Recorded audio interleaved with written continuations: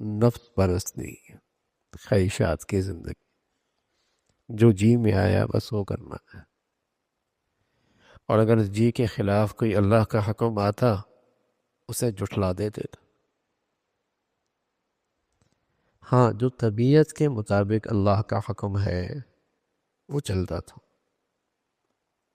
لیکن جس سے خواہشات پہ زد پڑتی تھی، مفادات پہ آنچ آتی تھی، طبیعت پہ ناگواری گزرتی تھی، اس کو جھوٹا بتا دے، نہیں نہیں یہ ایسا نہیں، اللہ کا حکم ایسا نہیں، ایسا اللہ کا حکم تھوڑی ہو سکتا ہے۔ نفس پرستی، اس لیے پیارے رسول صلی اللہ علیہ وسلم فرمایا کرتے تھے مجھے اپنی امت کے اس فتنے سے بہت ڈر ہے کہ جب وہ نفس پرستی میں مبتلا ہو جائے گی تو دین میں تحریف کرے گی، خود تو نہیں بدلے گا، دین بدل دے گا،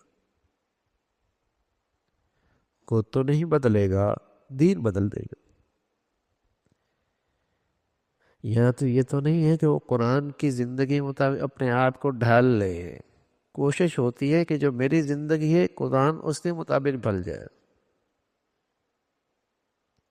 یہ تو نہیں تھا کہ اپنے آپ کو شریعت کے مطابق ڈھال لے اور سر خم تسلیم کر لے، کوشش ہوتی ہے کہ شریعت اپنے کو اپنے مزاج کے مطابق ڈھال لے۔ عالم اسلام کے ایک بہت بڑے بزرگ تھے شیخ ابو الحسن ندوی رحمۃ اللہ علیہ، عالمی انسان تھے، جو باہر یورپ میں جاتے تو فرمایا کرتے تھے کہ مجھے یہ خطرہ ہے کہ اگر تم نے اپنے بچوں کو صحیح دین نہ پڑھایا تو کہ تم یورپی مسلمان نہ بن جاؤ، تمہارا اسلام یورپی نہ ہو جائے، امریکن اسلام نہ ہو جائے، کہ ایسا اسلام جو یورپ کو بھی پسند آئے، امریکن کو بھی پسند آئے، مغرب کو بھی پسند آئے، ایسا اسلام۔ مجھے اس بات کا ڈر ہے اگر تم نے اپنے بچوں کو صحیح معنی میں دین نہ پڑھایا تو تم اس اسلام کا شکار ہو جاؤ گے۔ دنیا میں کفر یہ تو نہیں چاہتا کہ مسلمان ختم ہو جائے، ہاں یہ چاہتا ہے اسلام ختم ہو جائے۔ یہ تو نہیں چاہتا کہ مسلمان ختم ہو جائے، یہ ضرور چاہتا ہے کہ اسلام ختم ہو جائے، کیونکہ مسلمان تو اس کی معاشی منڈیاں ہیں۔ ہاں، جن ملکوں کے اندر سے اسلام ختم ہو گیا، مسلمان رہ رہا ہے صرف نام کا، وہ ٹھیک ہے۔ یا اس نے ایسا اسلام قبول کر لیا جو مغرب و یورپ چاہتا ہے، تو وہ تو ٹھیک، وہ قابل قبول ہے۔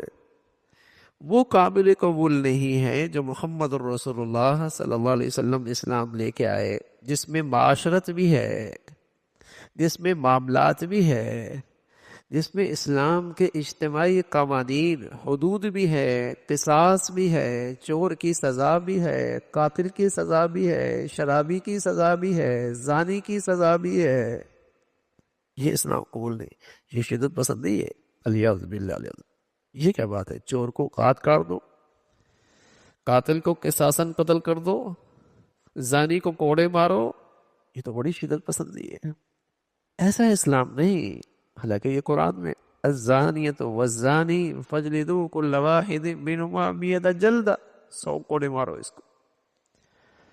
اور اللہ کے نبی فرمانے لگا اگر یہ شادی شدہ ہے اور پھر زنا کیا ہے تو پھر انہیں پتھروں سے سنگسار کر دو۔ والسارق والسارقۃ فاقطعوا ایدیہما، چور نے چوری کی، یہ چورنی نے چوری کی، عورت نے یا مرد نے، ہاتھ کاٹ دو، فاقطعوا ایدیہما وَلَكُمْ فِي الْقِصَاصِ حَيَاةٌ يَا أُولِي الْأَلْبَابِ لَعَلَّكُمْ تُفْلِحُونَ۔ قاتل ہے، قصاصاً اسے قتل کر دو۔ قرآن مجید کہتا ہے اس میں تمہاری زندگی ہے۔ اللہ میاں ایک تو پہلے مر گیا، دوسرے کو بھی مارنے کا حکم ہے، تو زندگی کیسی؟ فرمایا ایک قاتل کی سزا میں قتل ہوگا، قاتل کو مار دو گے، کئیوں کی جان و مال ماخوذ ہو جائے گی۔ یہ تو اسلام کا حکم ہے، اور اللہ تو حکیم ہے، علیم ہے، انسانیت پہ مہربان ہے۔